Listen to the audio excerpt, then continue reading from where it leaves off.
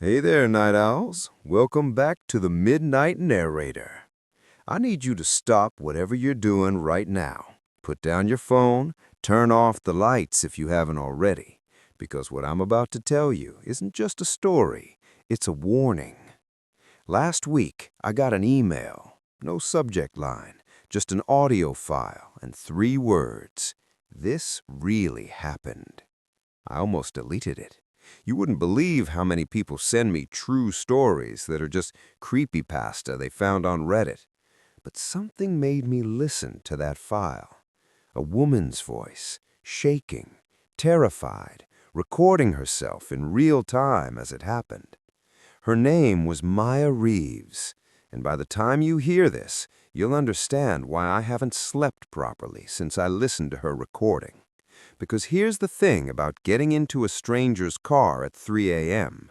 You're betting your life that they're going to take you home.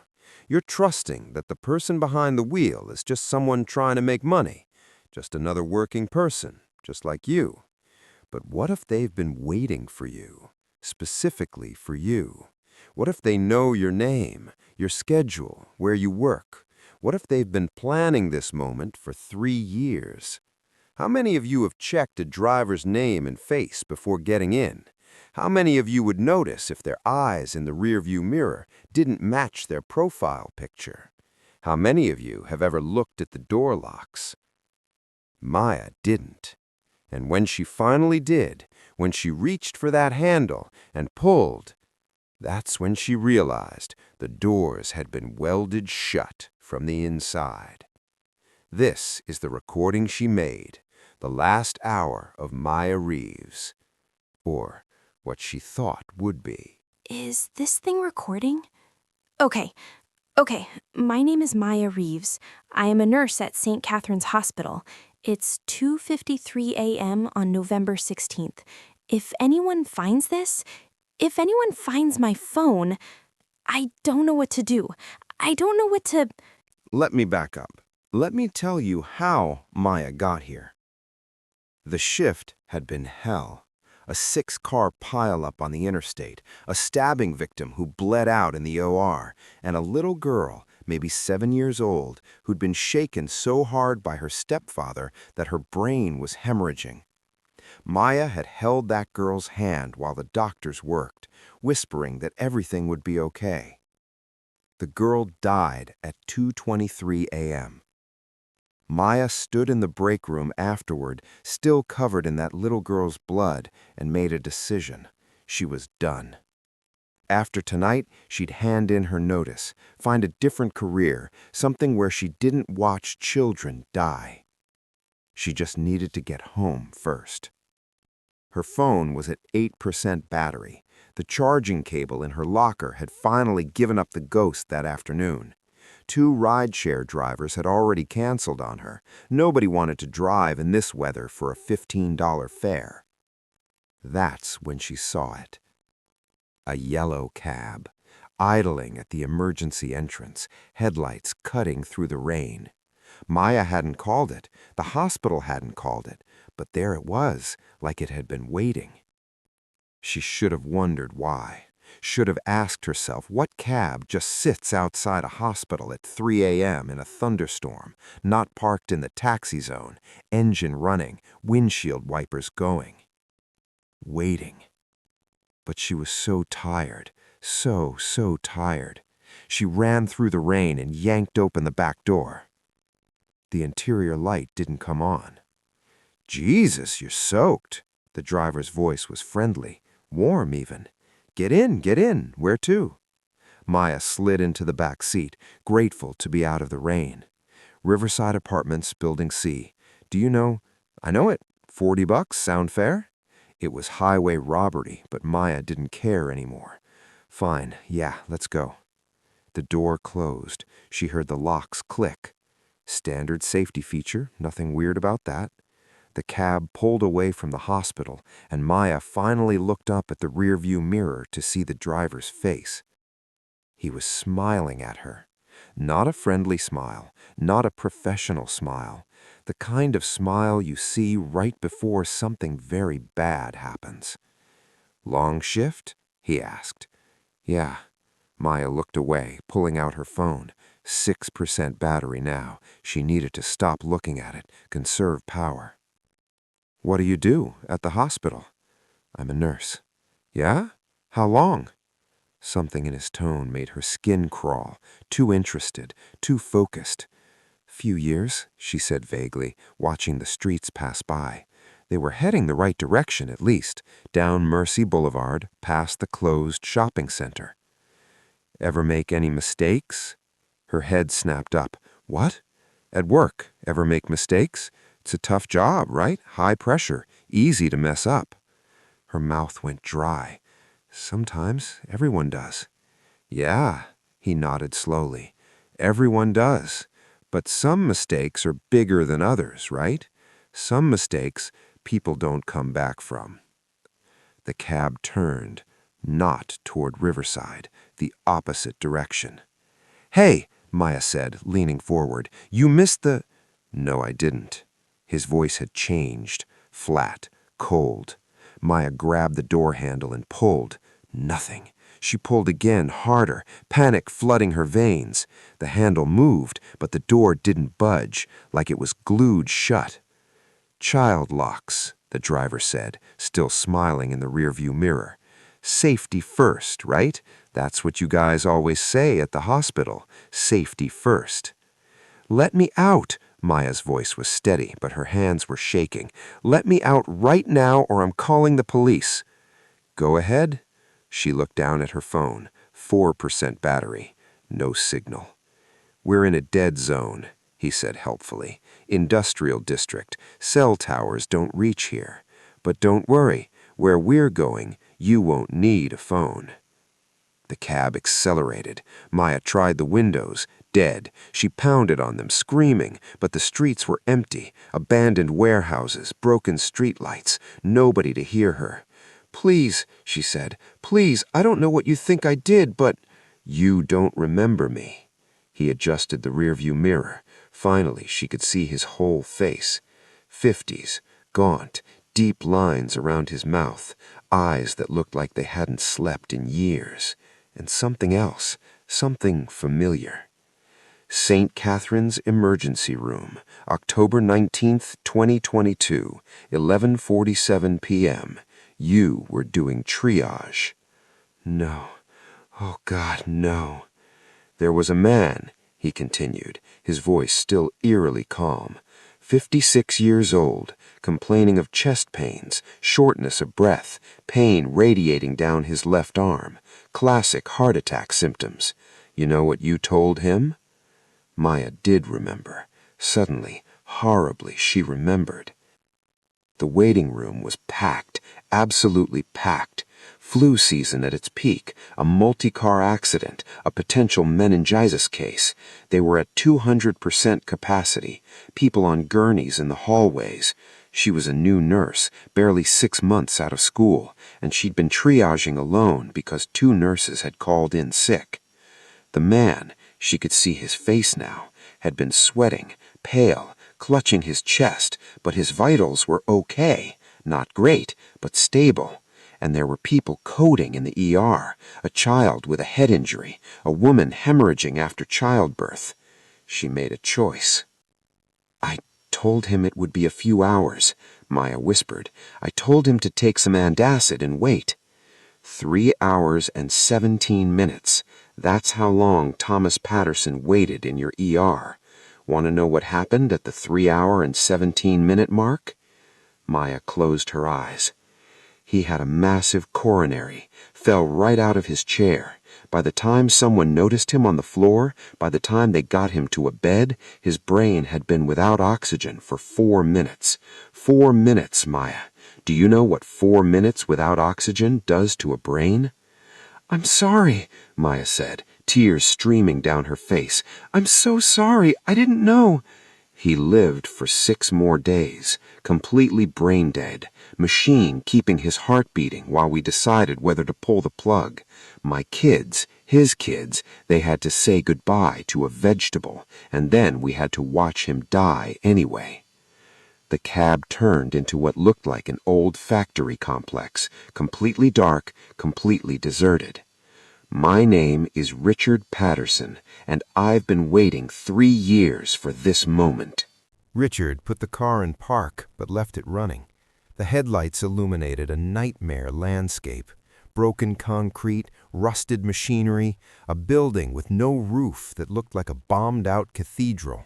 "Here's what's going to happen," Richard said, turning around to face her fully. "I'm going to give you a chance, more than you gave my father. You're going to play a game." "Please." "Shut up." His composure cracked, voice rising to a scream. "You don't get to talk. You don't get to apologize. You get to listen." Maya pressed herself against the back seat, trembling. Richard took a breath, got himself under control.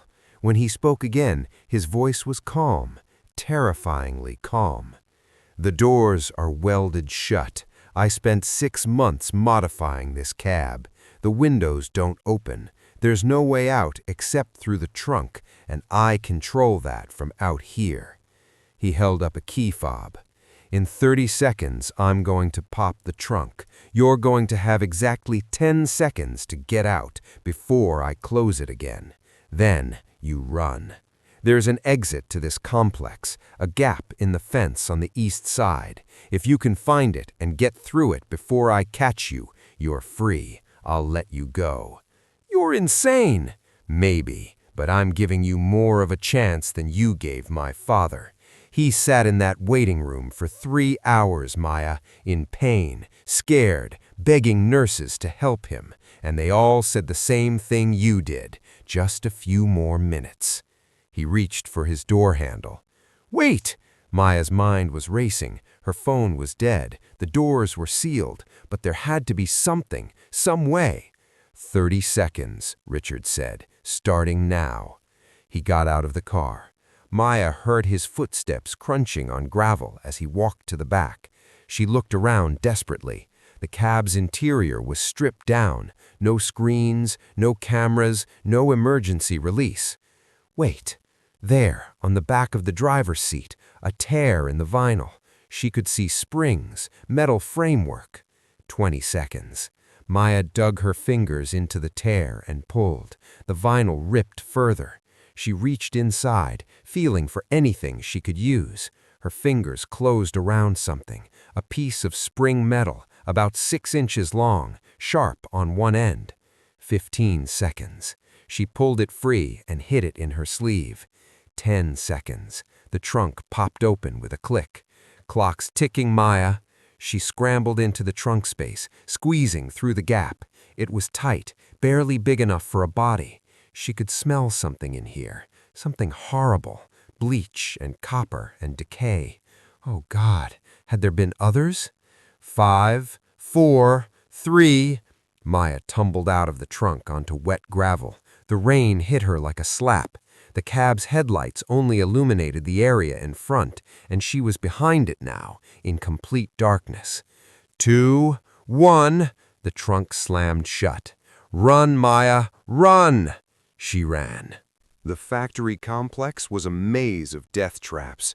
Maya's feet splashed through puddles, tripped over fallen beams, caught on rusted metal that tore into her skin. Behind her, she could hear him. Not running, walking, just walking at a steady, unhurried pace. "You know what the worst part was?" Richard's voice echoed across the complex. "The hospital sent us a letter. 'We're sorry for your loss.' A form letter, Maya. Nobody was punished. Nobody was fired. They called it an unfortunate outcome." Maya ducked behind a concrete pillar, trying to catch her breath. East side. He'd said the gap was on the east side, but which way was east? The clouds covered any stars. She pulled out the piece of spring metal from her sleeve. It wasn't much, but if she got close enough. "I followed you for 6 months." Richard's voice was getting closer. "Learned everything about you, your schedule, your routines. Did you know you take the same route home every night? That you stop at the same coffee shop every morning at 6:47 a.m.? 6 months. He'd been watching her for 6 months. I know you break up with your boyfriends after exactly 3 months. I know you visit your mother every Sunday. I know you cry in your car after bad shifts. I've seen everything, Maya." She had to move. Maya broke from cover and ran deeper into the complex. That's when she saw it, a building with a partially collapsed roof. Through the holes, she could see the sky, a faint glow on one side. Street lights from the main road. That had to be east. She ran toward it. "Do you know what it's like to watch your father die?" Richard's voice was closer now, maybe 30 feet away. "To hold his hand while the machine breathes for him? To see his eyes open but know there's nothing behind them?" Maya reached the building and ducked inside. It was darker here, but she could see light through the collapsed sections. She started climbing over rubble. Her foot punched through a rotten board. She fell hard, her ankle twisting. Pain shot up her leg. "Found you!" Richard stood in the doorway, silhouetted against the lights. He was holding a crowbar, maybe 3 feet long. Maya scrambled backward, but her ankle screamed in protest. "Please," she gasped. "I know I made a mistake. I know I killed your father, but this won't bring him back." "No," Richard agreed. He started walking toward her. "But it'll balance the scales." "Your father wouldn't want this. He wouldn't want you to become a murderer." "Don't," Richard's voice dropped to a whisper. "Don't you dare tell me what my father would want." He raised the crowbar. Maya did the only thing she could think of. She pulled out her phone, the dead phone, and threw it as hard as she could at his face. It hit him in the eye. He staggered back, cursing. Maya lunged forward and drove the spring metal into his thigh. Richard screamed. The crowbar clattered to the ground. Maya didn't wait. She grabbed the crowbar and swung it at his knee, felt it connect, heard something crack. He went down. She should have run, but she was so angry. 3 years he'd stalked her. 6 months he'd watched her, all for a mistake she hadn't meant to make. She raised the crowbar. Richard looked up at her, blood streaming from his eye, his leg twisted at a wrong angle. "Do it," he said. "Make us even." Maya stood there, crowbar raised, rain pouring through the broken roof. She could kill him. Self-defense. Nobody would blame her. Nobody except herself. She lowered the crowbar. "No," she said. "You don't get to make me into you." She turned and limped toward the light, toward the main road. Behind her, Richard started laughing, a horrible, broken sound. "He died alone," Richard screamed after her, "in pain, scared, just like you're going to die." Maya kept walking. "I'm not done with you." She found the fence, found the gap, squeezed through. On the other side was a road, and in the distance, headlights. Maya stumbled into the middle of the road and waved her arms. The car, a late-night delivery truck, slammed on its brakes. "Jesus Christ, lady, are you okay?" Maya turned back toward the factory complex. Richard was standing at the fence, one hand pressed against his bleeding leg, the other gripping the chain link, just watching her. "Call the police. Tell them there's a man in there who needs an ambulance.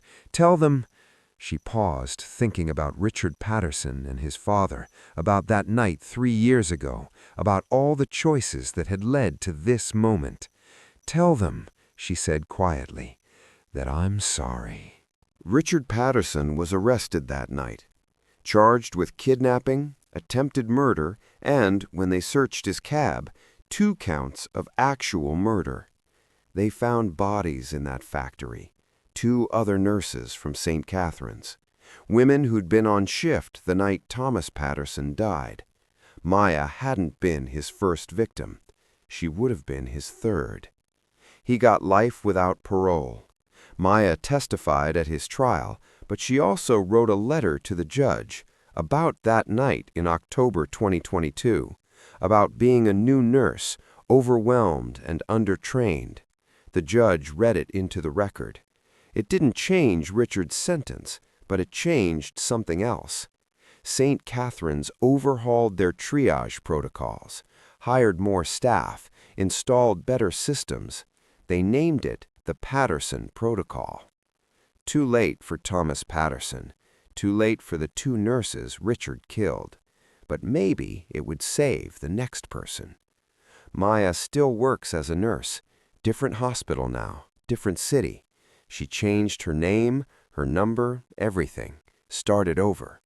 She never takes cabs anymore, never gets into any car with a stranger, and every October 19th she visits 3 graves: Thomas Patterson, Jennifer Mills, Rebecca Torres. The man she failed to save, the women who died because she lived. The recording I played you at the beginning? Maya sent that to me with a note. It said, "Share this. Let people know. Not just about Richard, but about all of it. The mistakes, the consequences, the choices we make when we're tired and overwhelmed and just trying to get through the day." So I'm sharing it, Night Owls, because Maya's right. This isn't just a horror story about a killer in a cab. It's a story about how we're all one bad day away from destroying someone's life. How a split-second decision made by an exhausted nurse can set off a chain reaction that ends with bodies in an abandoned factory. How the line between victim and villain is sometimes thinner than we want to believe. The next time you're in a cab, check the door locks, check the driver's face, stay aware. But also, the next time you're at work, exhausted and overwhelmed, making decisions that affect other people's lives, remember Thomas Patterson, remember Maya Reeves, remember that we're all human, we all make mistakes, and some mistakes we spend the rest of our lives trying to fix.